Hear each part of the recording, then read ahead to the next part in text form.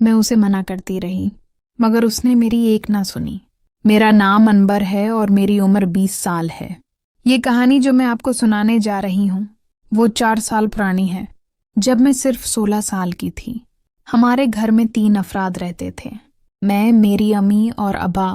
میں میٹرک میں پڑھتی تھی۔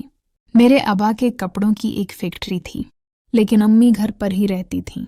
ہم کافی خوشحال اور کھاتے پیتے لوگ تھے۔ میں اپنی جوانی کی دہلیز پر قدم رکھ چکی تھی۔ میں نہایت سفید اور دلکش لڑکی تھی۔ جو بھی مجھے ایک نظر دیکھ لیتا وہ بار بار پلٹ کر دیکھتا۔ ہم لوگ کراچی میں رہتے تھے۔ ایک دن میں ڈرائیور کے ساتھ شاپنگ کے لیے شہر گئی۔ ہمارا ڈرائیور، جس کا نام عادل تھا، ہمارے گھر کے ایک کوارٹر میں رہتا تھا۔ وہ بہت خوبصورت، گورا اور صحت مند لڑکا تھا۔ عادل نے گاڑی روکی تو امی گاڑی سے اتر گئیں۔ عادل کہنے لگا، میں گاڑی پارک کر کے آتا ہوں۔ ہم لوگ ایک جوتوں کی دکان پر پہنچے اور جوتے دیکھنے لگے۔ کچھ دیر بعد عادل بھی گاڑی پارک کر کے آ گیا۔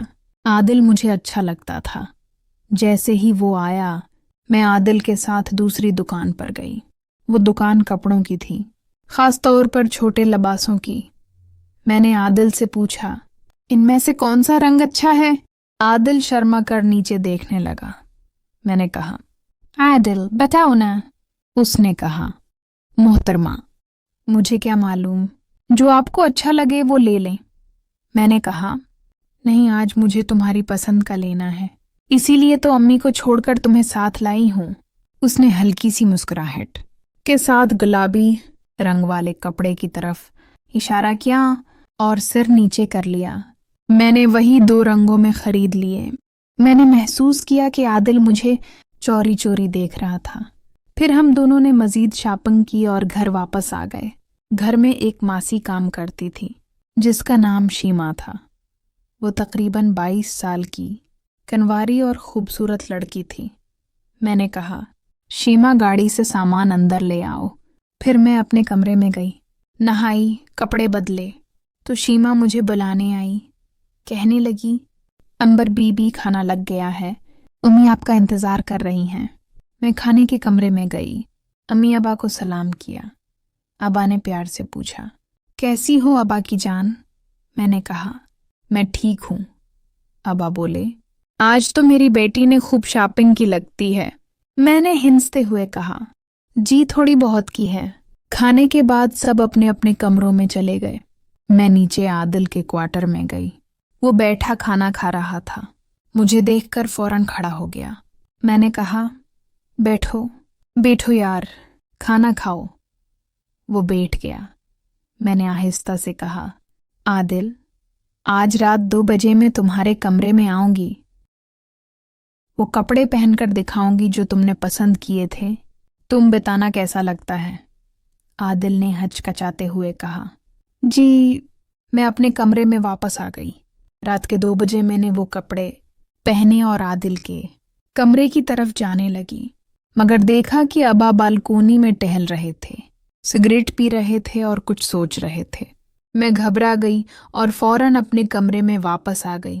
دل میں افسوس ہونے لگا کہ اگر آج ابا نہ ہوتے تو میں عادل کے پاس ضرور جاتی۔ صبح امی نے جگایا۔ میں اسکول کے لیے تیار ہوئی۔ باہر نکلی تو عادل گاڑی صاف کر رہا تھا۔ میں نے سلام کیا۔ اس نے جواب تو دیا مگر جیسے مجھ سے ناراض ہو۔ میں گاڑی میں بیٹھی۔ عادل مجھے اسکول چھوڑنے لگا۔ راستے میں میں نے کہا، عادل، رات کے لیے معذرت، میں تو آ رہی تھی وہی کپڑے پہنے ہوئے، لیکن ابا جاگ رہے تھے، ٹہل رہے تھے، سگریٹ پی رہے تھے، اس لیے واپس آ گئی، مگر موقع ملا تو ضرور دکھاؤں گی۔ میں بولتی جا رہی تھی اور عادل خاموشی سے سنتا رہا۔ میں نے کہا، عادل، کچھ کہو نا، میری بات سن رہے ہو؟ عادل نے دھیرے سے کہا، جی۔ میں نے کہا، مجھے ابھی بھی مت کہا کرو، انبر کہا کرو۔ وہ بولا، اگر آپ کی امی کو پتہ چل گیا تو وہ مجھے نکال دیں گی۔ میں نے کہا، امی کے سامنے تو نہ کہو، لیکن جب ہم اکیلے ہوں تو مجھے انبر کہا کرو۔ پھر میں اسکول پہنچ گئی۔ چھٹی کے وقت عادل حسب معمول مجھے لینے آیا۔ میں نے کہا، آج میرا دل چاہ رہا ہے، سمندر پر چلیں۔ عادل کہنے لگا، انور بی بی، اگر امی ناراض ہو گئیں تو؟ میں نے کہا، نہیں ہوں گی، میں انہیں بتا دیتی ہوں۔ میں نے امی کو فون کیا، کہا، امی میرا دل چاہ رہا ہے آج سمندر دیکھنے کا، میں عادل کے ساتھ جا رہی ہوں۔ امی نے کہا، اچھا ٹھیک ہے، اپنا خیال رکھنا۔ پھر میں نے عادل سے کہا، دیکھ لیا، اجازت مل گئی، اب چلتے ہیں۔ ہم سیدھے سمندر پر پہنچ گئے۔